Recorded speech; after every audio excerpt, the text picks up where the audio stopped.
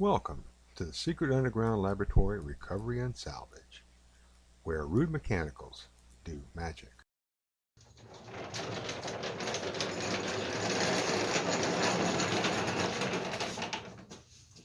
Hello, I'm Bronze Age, Director of the Secret Underground Laboratory Recovery and Salvage. And today in the lab, we have a cabinet that is more glass than wood. We have a curved glass front door, curved glass sides, and mirrors in the back. And mercifully, the 3 glass shelves are stored somewhere else, covered up in bubble wrap. The carcass is made of oak, but these curved pieces are long boards, been steam bent, and then a vertical veneer put over it to keep it in line with the rails and the corner posts. There's no elaborate joinery on this piece. The door frame is put together with these 2 half-lap joints, which is basically depending on the glue. Now the back is a single sheet of 1/2-inch plywood. Written on chalk on the back here is hashtag 267 3/4. I have no idea what that would be. Catalog number, address, who knows. But we do have the manufacturer's original label, so I know this is the original back. The label reads, A.J. Johnson and Sons Furniture Company, manufacturers of furniture, and they've got some certain address here, Noble Street, Chicago, Illinois.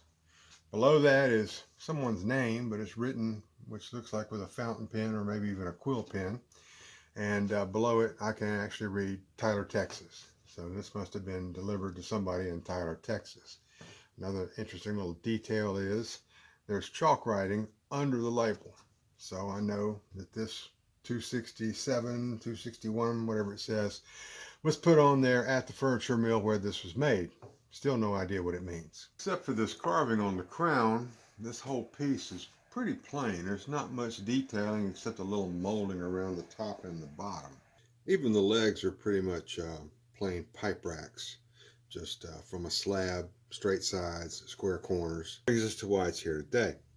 This leg has a piece missing off of the foot, and it also is cracked up at the top where someone has put it back together with screws.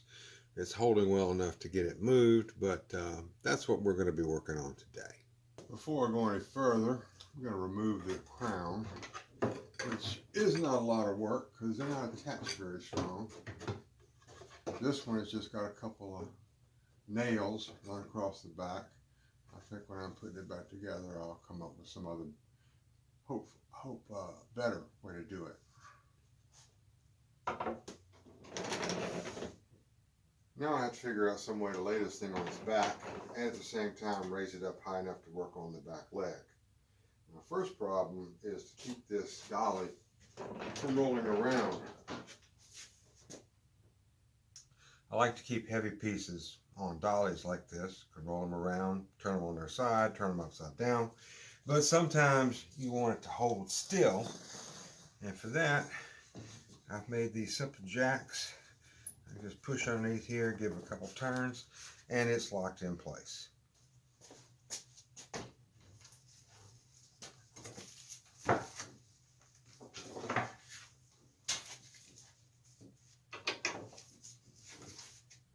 This is going to be a build-in-place jig.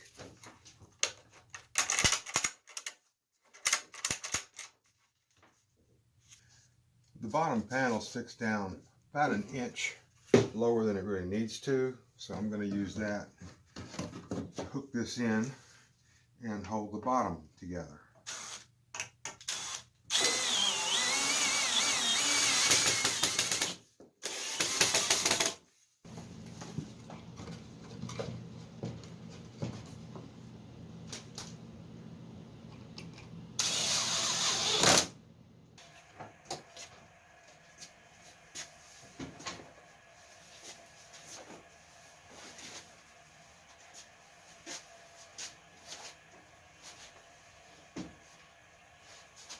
Now this is the leg with the screws in it, and now that I got it upside down, I see this one has screws in it too. This is the one that wobbles, and it's obvious that this glue joint here has separated sometime in the past.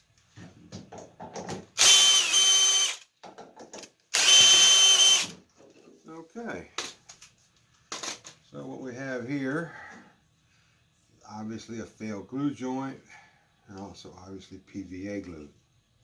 And I could tell just by looking at it, it was not clean, and it was not flat, and it was not clamped when it was repaired previously. And we've also got this piece missing off of it. So now we have something we can do. Now looking at this leg, I noticed a few things. First, it's made up of glue blocks, which that's not unusual. Most furniture of this period was like that, which is why we've lost this piece here. That's a separated glue joint. The next thing I noticed, it obviously was made on a bandsaw, because the bandsaw mill marks are still here, and since this was a rear leg, they didn't bother to sand them all off. This is the outward facing surface. What's more, it's not symmetrical on the foot here. I went and looked at the other legs, and they're not symmetrical, and they're not even really identical. So these things were not made out from a machine which was following a pattern. These were hand cut on a bandsaw. Somebody was probably standing there most of the day, and he had a general idea of a shape. He would cut these little pieces here, and then they'd go into the basket with the rest of them, ready to be put on the next cabinet. It was in line.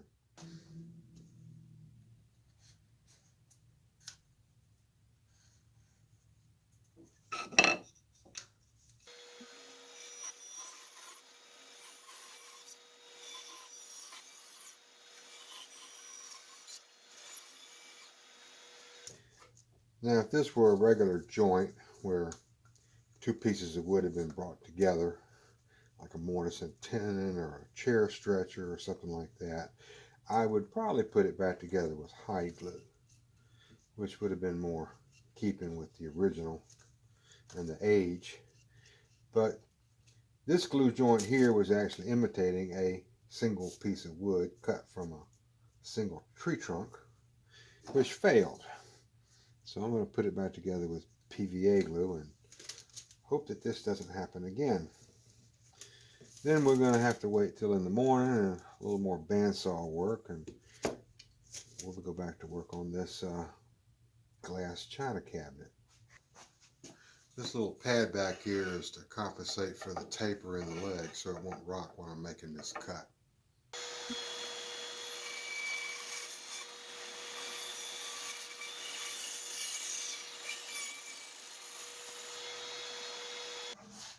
Well, that's not the cleanest cut I ever made, but the belt sander is very forgiving. This is the Ryobi belt sander, and the kindest word I have for it is mediocre. I keep waiting for it to break or wear out, but it just soldiers on every day. Now, for this kind of work, this thing spits huge amounts of very fine dust, and the dust collection system, again, mediocre. It catches maybe a third of it. So what I did was built these little shields on the back of it to try and channel more of it down into the dust collection pipe. And one of the cleverest things I've ever done is take a window box fan, put it in a box with a filter on it, and I've got a switch that turns on the vacuum, the fan, and the sander all at once. And it keeps the atmosphere breathable.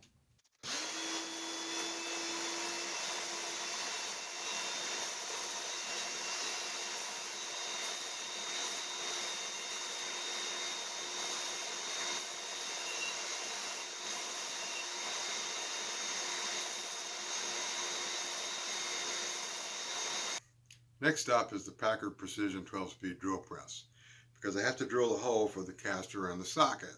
In order for a caster to work properly, the stem has to be perfectly vertical, and that way, whichever way you push it, the wheel will turn and follow it.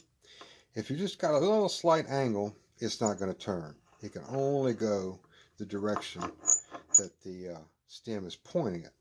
So when you've got a piece like this, all curved, it's very critical to get this hole drilled perfectly straight. Now, although most of this leg is curved, when it's in position, this surface and this surface here are going to be perfectly perpendicular. And so when I go to drill, I've got to reference off of these two surfaces. And I've got this jig that I use for drilling holes in the ends of long skinny things. This block and this piece here are both vertical, so I can clamp it in place this way, catch it with this one, and I know it's not going anywhere. And for a little extra insurance, this piece up here at the top. And my drill bit is lined up and I'm ready to go. We have a 3/8 bit going into an interrupted cut of white oak, and we are turning at 1800 RPM.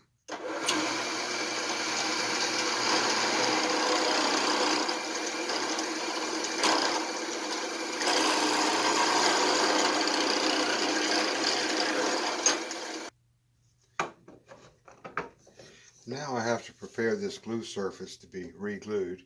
When it broke, a good bit of the wood from the cabinet stuck here, and that's not going to make another good glue surface. But before I can do that, I have to share a dirty little secret from the 19th century. Now, the oldest joke in the wood shop is you can never have too many clamps. But if you went into a 19th century furniture mill, you wouldn't have seen a lot of clamps. You would have seen a lot of nails. These two holes here, those are nail holes. This piece was slathered with glue, and two nails were driven from inside the cabinet into the leg, and that held it in place until the glue cured. Now that wasn't enough. What we have here is two little small brads that were nailed on from the outside.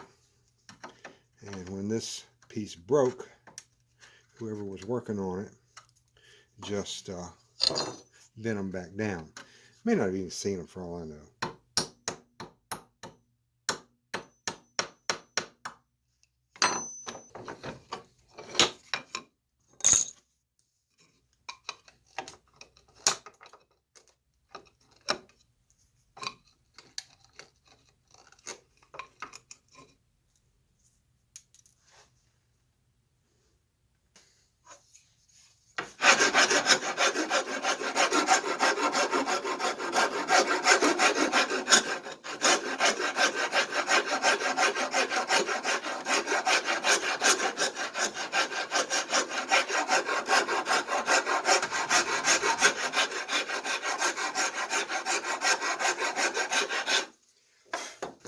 I think that's enough. Now I'm not going to use nails. I have enough time. I can use another technique. Clamp this in place so I can get my rope clamp situated. I have two loops of rope run all the way around this thing. And I'll put this little smooth stick in here and just keep twisting it, and it'll draw that piece in.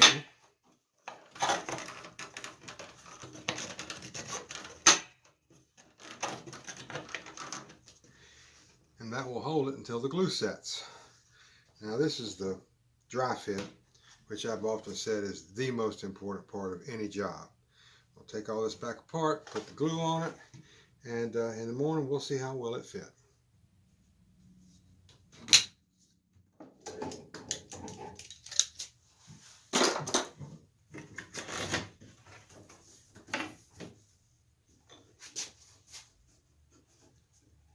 I think that's going to serve. Now is the time to inspect the casters.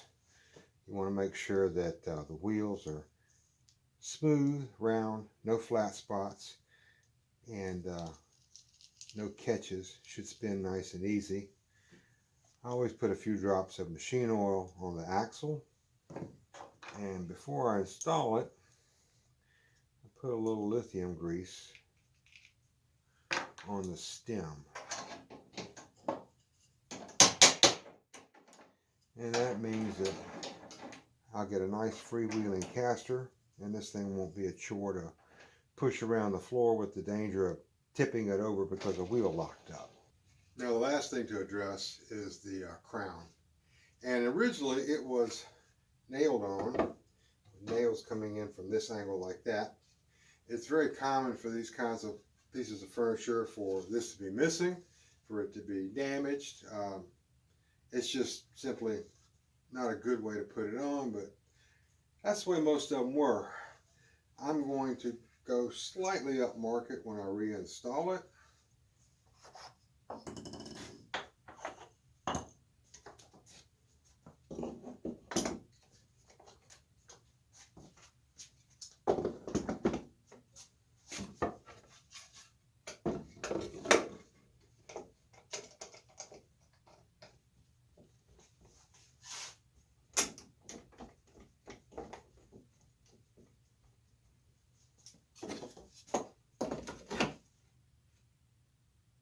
Now this is a jig that's made for lining up the pegs and holes and table leaves, but it will serve very well for this purpose.